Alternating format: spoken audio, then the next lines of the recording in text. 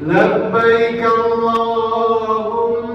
لبيك لبيك اللهم لبيك لبيك لا شريك لك لبيك لبيك لا شريك لك لبيك إن الحمد إن الحمد والنعمة والنعمة لك والملك لك والملك لا شريك لك. لا شريك لك. 1, 2, 3 teruskan sama-sama. Labbaik Allahumma labbaik labbaik la syarika laka labbaik innal hamda wan ni'mata laka wal mulk la syarika lak. Labbaik Allahumma labbaik labbaik la syarika laka labbaik innal hamda wan ni'mata laka wal mulk la syarika lak. Labbaik Allahumma labbaik labbaik la syarika laka labbaik innal hamda wan ni'mata laka wal mulk la syarika lak. Nak sambung lagi. Kalau sambung tak khusus gitu ya. Baik, labbaik Allah. Hamba-Mu datang menyahut panggilan-Mu ya Allah. Labbaik, labbaika. Hamba-Mu datang menyahut panggilan-Mu. Inilah sifat pertama Allah, datang menyahut seruan Allah Subhanahu wa taala. Ingat bahawa kita jadi pertama Allah, jadi jemaah haji, jemaah umrah, dia dipanggil oleh Allah. Dia dipanggil, ditetapkan oleh Allah. Allah akan memampukan orang yang nak dipanggil. Tak semua orang mampu dipanggil ke sana, tapi Allah memampukan orang yang nak dipanggil. Tidak kira miskin, susah, hidup tak berapa berharta, tapi kalau dipanggil, insya-Allah sampai ke sana. Kumpul sikit-sikit. Ada orang kumpul RM1, satu hari RM1, satu hari RM2. Tahu-tahu RM1 sekeping tu, dikumpulkan, lama-lama dapat pergi. Itulah beberapa kisah yang boleh kita kongsikan. Jadi labbaik Allahumma labbaik, hamba-Mu datang menyahut panggilan-Mu ya Allah. Hamba-Mu datang menyahut panggilan-Mu. Labbaik la syarika laka labbaik, hamba-Mu datang menyahut panggilan-Mu. La syarika lak, datang dengan tidak mensyirikkan Allah. Ini paling penting ya. Datang dengan tidak mensyirikkan Allah. Ada ke datang dengan membawa syirik kepada Allah. Syirik luas pengertiannya. Menyembah berhala, menyembah selain daripada Allah, syirik. Mengambil pergantungan selain daripada Allah juga syirik. Jadi ada orang pergi haji, pergi umrah, niatnya tak sampai, niatnya tak lurus. Kan ibadah mesti ikhlas. Bila ikhlas maknanya mesti kerana Allah. Tapi bila tak kerana Allah, yang itu kita bersihkan. Labbaik la syarika lak, labbaik la syarika lak labbaik, yaitu hamba-Mu datang menyahut seruan-Mu yang tidak ada mengandungi syirik. Kita pergi sana bukan kerana yang lain. Ada orang kerana yang lain, walaupun mungkin tak sampai darjat syirik, tetapi kita latih diri kita. InsyaAllah tuan-tuan bakal haji, bakal hajar, latih untuk kita bergantung tak ada lain selain Allah. Niat kita tak ada lain selain Allah. Termasuk pergi haji dan umrah, tak ada lain selain daripada Allah, tapi mesti kerana Allah Subhanahu wa taala. Bukan kerana yang menemankan orang, bukan dipanggil. Ada orang kerana dipanggil, nampak macam mana nak dipanggil. Ada kan, dengar kan? Tak berapa cantik sebutan itu. Jadi kita latih hidup kita, seharian kita latih. Jangan sampai menyampaikan maksud ibadah itu selain kepada Allah Subhanahu wa Ta'ala. Bermula dengan tuan-tuan datang tadi dengan niat. Ini niatnya bukan tak mengaji suruh. Kenapa nak datang kursus ni? Macam mana nama dah naik, nama dah tersenarai, nama dah ada dalam list, pergilah juga. Ubah sikit, insya-Allah. Tuan-tuan yang ada di hadapan saya semuanya suci, kerana nak menuntut ilmu dalam bab haji ni, insya-Allah. Innal hamda wan ni'mata, sesungguhnya pujian dan juga nikmat hanya bagimu, dan juga kerajaan hanya bagimu, la syarikalak. Sebab itu ni Abdul, dia tidak mengandungi syirik. Pujian, jangan puji manusia. Puji manusia ada batasnya, tapi pujilah Allah yang telah memberi nikmat. Hari ini kita syukur dengan satu nikmat. Nikmat apa yang menjadi asas kita berada di sini, tuan-tuan? Nikmat bernafas semula. Bernafas semula. Kadang-kadang terlupa nak merasa itu nikmat. Dia serah bangun, aku dah set jam, bangun lahir. Ya, setelah isteri aku dah kejut kan. Kata orang Jawa, digugah je. Sini ada orang Jawa, digugah katanya. Jawa di sini, bukan Alhamdulillah. Boleh sikit-sikit sulit ya? Takut saya yang tak boleh cakap tengok muka Jawa ni. Ada muka Jawa. Baik, baik. Nikmat bernafas,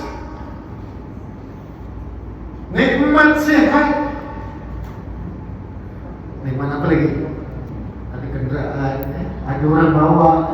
Kan ada yang driver datang sini, driver bawa kan? Ada. Maaf kalau saya tak sebut datuk-datuk dan datuk-datuk. Mungkin ada. Paling tidak pun driver kita suami kita. Marah suaminya. Baik, nikmat, banyak nikmat. Semua nikmat dan juga pujian mesti kita hadapkan kepada Allah Subhanahu wa Ta'ala. Baik, jadi mulakan talbiyah ni setiap masa yang kita boleh sebut, kita sebutlah. Baik, boleh saya teruskan? Baik, ini kandungan perbincangan kita hari ini, yaitu sejarah Tanah Suci di siri 1. Kita ada 13 siri, insya-Allah. Boleh ikut tuan-tuan 13? 13 telah campur nak mantu, campur nak rewang, campur ada itu, ada ini, program lain macam-macam. Jadi kita ambil masa 2 jam, insya-Allah. Hari Jumaat, mula daripada minggu ni.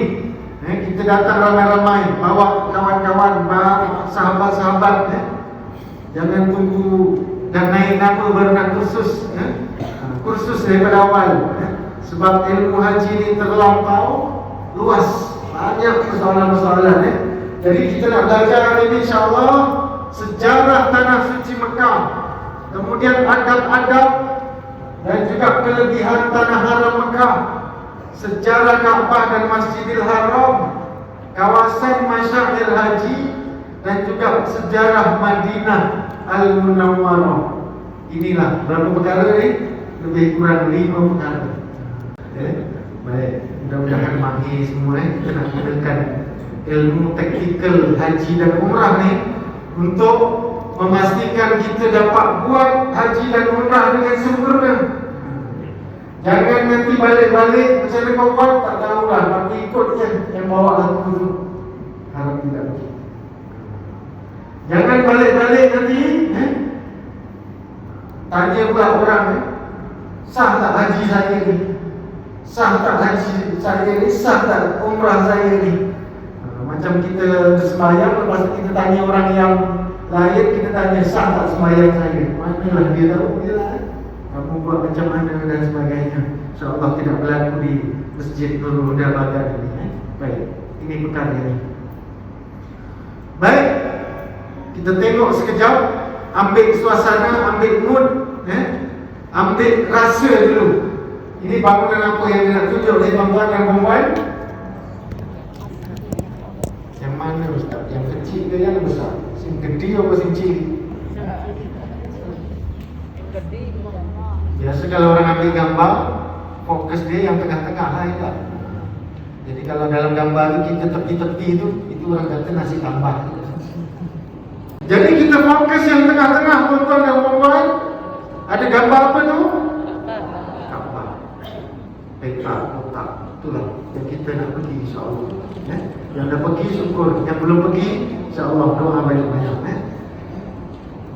Ni kalau nak tengok macam ni mungkin kena naik menara jam lah. Kalau di sana tu bangunan menara yang ada jam, mungkin nampak lah. Okey. Ini daripada pandangan saya kali lah.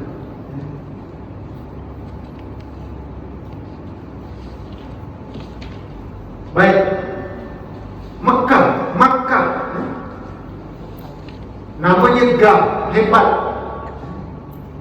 seram kadang-kadang orang yang buat jahat seram nak pergi Mekah. Aku kena balasan kat sana, kan pernah dengar siapa yang orang yang baik dia rasa nak pergi. Ini hebatnya Mekah. Doa Nabi Ibrahim. Jadi tempat ini yang kita boleh panggil yang luasnya sebagai Mekah itu sendiri, yang di dalamnya ada Kaabah. Jadi Mekah ini ada ulama menggariskan sebanyak 50 nama. Tapi kita tak suruh hafal 50 nama. Nak hafal ke tak? Jangan takut. Khusus ni santai, insyaAllah. 50 nama. Dalam Quran ada 5 nama. Pernah dengar dalam Quran? Apa namanya tuan-tuan dan puan? Yang tuan-tuan pernah dengar? Nama Mekah itu sendiri. Jadi bila nama banyak ni biasa orang hebat. Kalau orang hebat, kalau tempat hebat, yang banyak nama hebat. Bukan nak bandingkan, tapi Allah Subhanahu Wa Taala yang tidak ada bandingannya, Maha tinggi, Maha kuasa, Maha hebat. Walillahil asmaul husna. Bagi Allah ada 99 nama, menunjukkan kehebatan kekuasaannya. Mekah dalam Quran ada digunakan perkataan Bakkah dengan huruf ba. Bakkah lembah pun nama Mekah. Al-Balad, Ummul Qura, Al-Qaryah, itu nama-nama yang ada dalam Quran, nama kepada Mekah itu sendiri. Jadi Bakkah pun kadang-kadang orang faham ianya Mekah. Jeddah, Jeddah ada dalam Quran, Jeddah, kita panggil Jeddah. Baik, namanya tadi Ummul Qura, Bakkah, Makkah, Qaryah, Al-Balad. Ini 5 nama yang ada dekat Al-Quran Al-Karim untuk kita mengenalilah, supaya kita jatuh cinta dan berharap untuk kita pergi ke sana suatu masa nanti, insya-Allah. Okey. Sejarah pertemuan Nabi Adam dan Hawa. Ini kandungan yang kita nak kuasai, insya-Allah hari ini. Sejarah pertemuan Nabi Adam dan Hawa ini menjadi peristiwa penting berkaitan dengan ibadah haji dan umrah. Kerana dia berkaitan dengan tempat-tempat utama untuk kita melaksanakan haji dan umrah. Ni antara peristiwanya ialah pertemuan Nabi Adam dan Hawa. Dalam bab haji dan umrah, peristiwa yang sangat berkait dengan bab haji dan umrah ialah peristiwa Nabi Adam dan juga peristiwa Nabi Ibrahim bersama Nabi Ismail alaihissalam. Kita cerita satu-satu, insya-Allah. Ayat fatalaqqa Adam min rabbih kalimatin fataba alaihi innahu huwat tawwabur rahim. Ini firman Allah Subhanahu wa taala yang menceritakan kisah Nabi siapa nama? Nabi Adam alaihissalam, datuk moyang segala manusia. Apa maknanya kemudian Nabi Adam menerima dari Tuhannya beberapa kalimat, kata-kata pengakuan taubat yang diamalkannya, lalu Allah menerima menerima taubatnya. Sesungguhnya Allah, dialah yang maha pengampun, yang penerima taubat, lagi maha menasihati. Kisahnya semua orang tahu, Nabi Adam dan Hawa berada di syurga, ya. Kemudian diturunkan, ya, akibat diperdaya oleh iblis, maka diturunkan ke bumi. Nabi Adam berada turun di mana, Bapak? Yang diriwayatkan berada di India. Siti Hawa berada di mana? Di Jeddah ataupun Jeddah. Sehingga dikatakan bahawa nama Jeddah itu adalah berkait dengan nama nenek segala manusia, yaitu Hawa. Mereka bertemu di mana? Di Arafah. Sebab itu berkait dengan Haji dan Umrah, Arafah. Nanti kita akan belajar. Baik, diturunkan ke bumi itu mengandungi maksud suruh taubat atas apa yang telah berlaku. Kita sebagai bakal jemaah haji kena ambil perkataan taubat untuk kita fahami dan kita laksanakan. Taubat. Kenapa nak taubat, Ustaz? Saya tak ada dosa. Kadang-kadang terkeluar kataan gitu. Semua manusia tidak lari daripada melakukan kesalahan dan dosa. Bezanya mungkin sengaja tak sengaja, tahu tak tahu. Ada orang tahu langgar, ada orang buat kerana tak tahu. Jadi kena ambil sempena peristiwa ini untuk bertaubat, ya, bertaubat. Banyakkan istighfar. Jangan tunggu dah naik kapal terbang, ya. Jangan tunggu sampai sana lah nanti baru taubat. Taubat segera. Banyakkan istighfar. Ini ambil sempena ni lah, yaitu Nabi Adam alaihissalam, yang diajarkan oleh Allah Subhanahu Wa Taala dengan kalimat taubat. Apa kalimat taubatnya?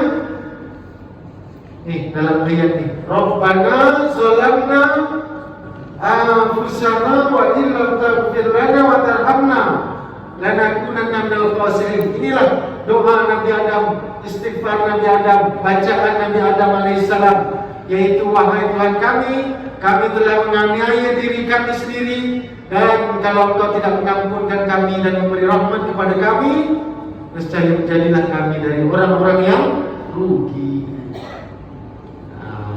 Ini dia, diajar dengan kalimat taubat. Jadi baca banyak-banyak, Rabbana zalamna anfusana wa illam taghfir lana wa tarhamna lanakunanna minal khasirin, seperti yang diajarkan oleh Allah kepada dua insan, dua datuk dan moyang kita, Nabi Adam dan Hawa, ketika dikeluarkan daripada surga. Saya tak detailkan lah, kalau detailkan 12/1 tak siap lagi, ya. Tuan-tuan nak balik cepat kan boleh lambat. Malu lah Ustaz nak cakap, tapi fahamlah, insyaAllah ada urusan, sama-sama ada urusan insyaAllah. Ni yang kita nak sebut taubat, kerana allazi yuwaswisu fi sudurin nas minal jinnati wan nas, kerana telah berlaku, sedang berlaku dan akan berlaku. Apa dia? Yuwaswisu fi, yaitu melemparkan bisikan dan hasutan, meletakkan rasa was-was. Ini kerja iblis setiap masa sehingga hari kiamat. Sebab itu kita kena taubat. Tak terlepas ni. Di Mekah ada tu, Ustaz. Di Mekah, Madinah ada tak ni? Yuwaswisu, diwaswaskan oleh syaitan, ada ke tidak? Dia tak ada. Pasal dia tanah suci. Dia tanah suci, tapi ada orang berada di sana tapi tak suci. Daripada zaman dulu sampai sekarang dan akan datang, orang-orang yang ingkar pun berada di sana. Abu Jahal, Abu Lahab. Tapi Allah memberikan suci itu kepada siapa yang mahu bertaubat. Jadi insyaAllah jemaah-jemaah dari Masjid Nurul Huda Baghdad ini pergi ke sana, baliknya suci daripada segala dosa. Tapi kena mula dari kampung, dari rumah, dari sekarang. Banyak nak kena jaga percakapan mulutnya, tangannya, matanya, kena latih dari sekarang. InsyaAllah tuan-tuan, bakal haji, bakal hajar dari tempat saya, InsyaAllah orang-orang yang bersih, suci daripada segala dosa dan diampunkan dosa, sentiasa memohon ampun dan rahmat Allah. InsyaAllah. Amin ya rabbal alamin. Ini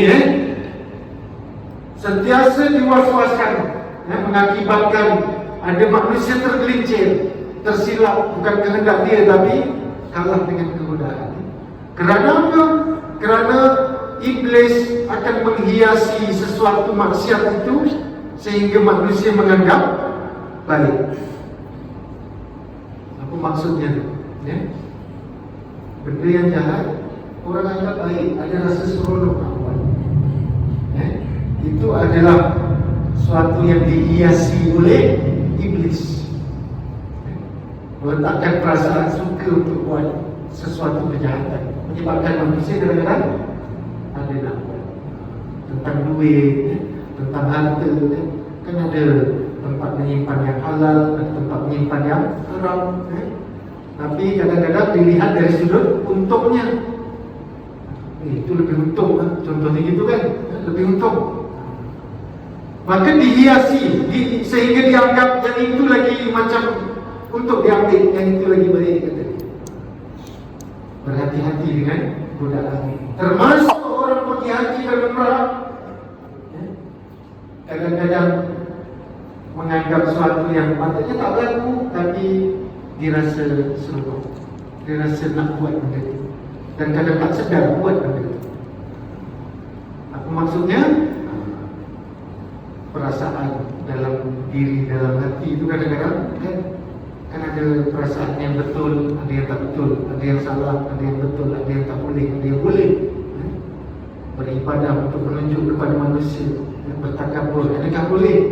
Tapi ketika itu juga dia buat. Ini nampak bahawa dia telah dihiasi dengan tipu daya iblis dan syaitan. Dia telah dihiasi oleh iblis sehingga menganggap bahawa perbuatan hati dia yang tidak bersih tadi dia rasa okey je. Lillahi ta'ala.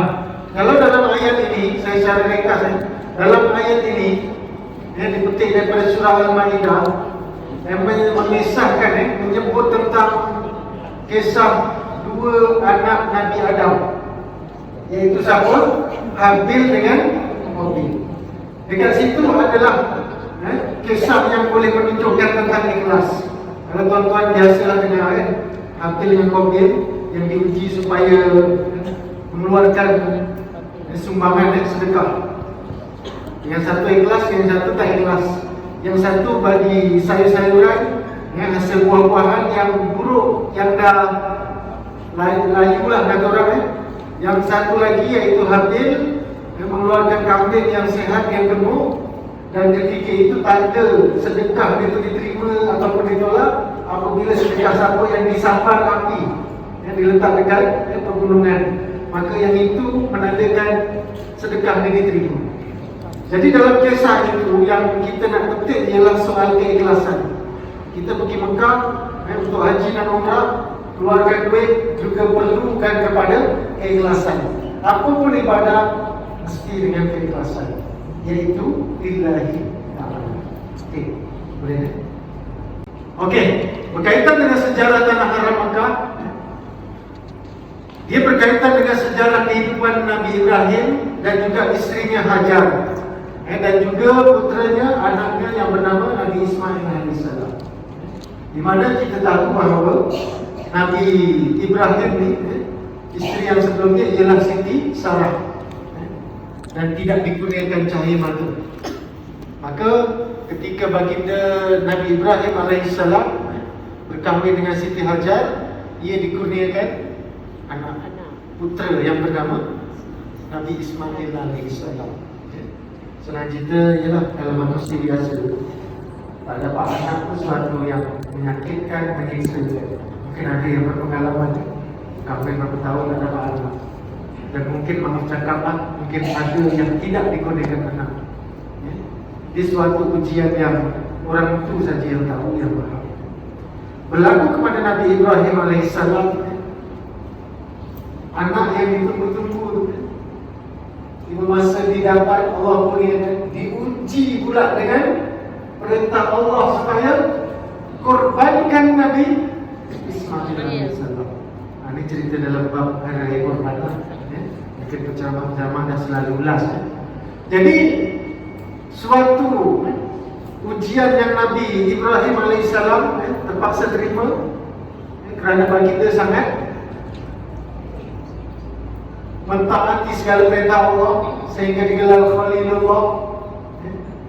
Antara Nabi kalau dalam kisahnya yang tidak pernah menolak ataupun menyoal, mempersoalkan sesuatu yang diperintahkan.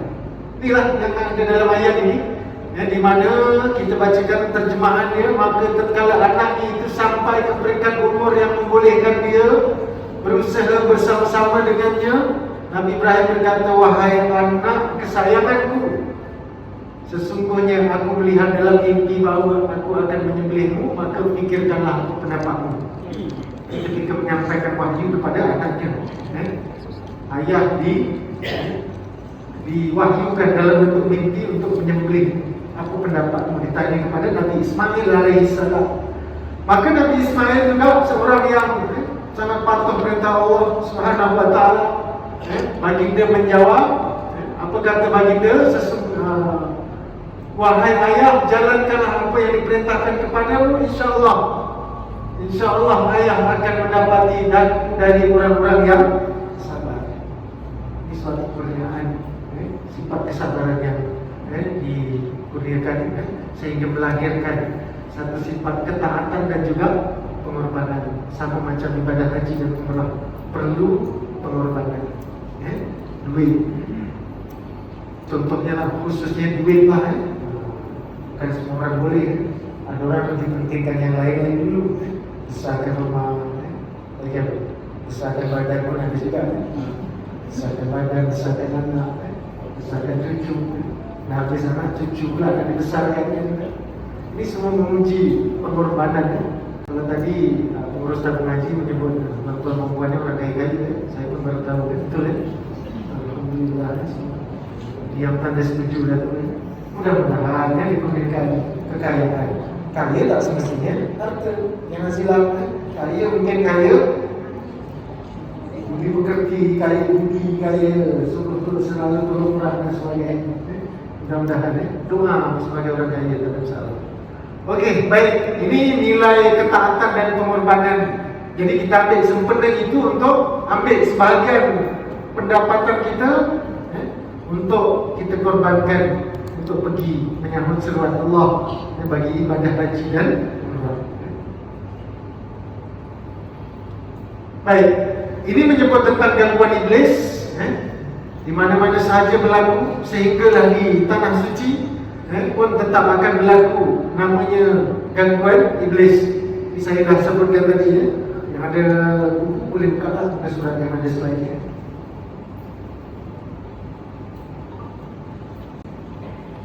Baik, ini sedikit tentang sejarah Mekah itu sendiri, kawasan yang tidak berpenghuni, laluan kabilah dagang. Baik, kalau di awal tadi saya sebut nama Mekah itu juga dipanggil sebagai Bakkah. Bakkah itu berarti lembah. Lembah itu boleh dipahami sebagai satu tempat yang rendah, dikelilingi dia dan dikelilingi oleh tanah tinggi. Sebab itu Mekah itu ketika itu dia hanya jadi laluan pedagang. Seolah-olah macam kalau tempat kita ni dia bukan kawasan perbandaran, kawasan tumpuan. Itu asalnya sejarah Mekah ni. Tapi kalau mengenal kepada sejarah Nabi Ibrahim alaihissalam dalam satu doa baginda, sehingga menyebabkan seluruh manusia daripada ceruk mana berduyun-duyun untuk pergi ke Ini doa Nabi Ibrahim yang dimakbulkan oleh Allah SWT. Itu yang disebut dari itu, Umar Rasul Haji ada sebut. Kalau ikutkan dekat sana itu pada pasir, nampak macam kurang menjadi minat, tapi kenapa manusia bertuyul-tuyul keberkatan yang ada di situ. Selain itu makbulnya doa Nabi Ibrahim AS, sehingga kita pun ketika itu, bagi yang merasai nikmat pergi haji dan umrah, dia mesti nak pergi lagi. Betul tak tuan-tuan? Tak adalah selakat ni, saya tak pernah dengar lagi dah pergi dia kata malas lah, dah cukup dah tu, kata dia. Tak ada kan dia, mesti tetap walaupun dah berapa kali nak pergi. Itu baru umrah. Kalau haji bayangkan. Jadi ini suatu keberkatan apabila Mekah itu menjadi tumpuan. Walaupun dari segi keadaannya begitu, dari segi pandangan manusia, tetapi kita bukan memandang dari sudut fizikal dia, tetapi memandang dari sudut kita sebagai tetamu Allah. Di situ untuk kita dapat ketenangan, melakukan ibadah, tuntutan, perintah dan sebagainya, maka kita jadi semangat untuk pergi ke situ. Boleh kan?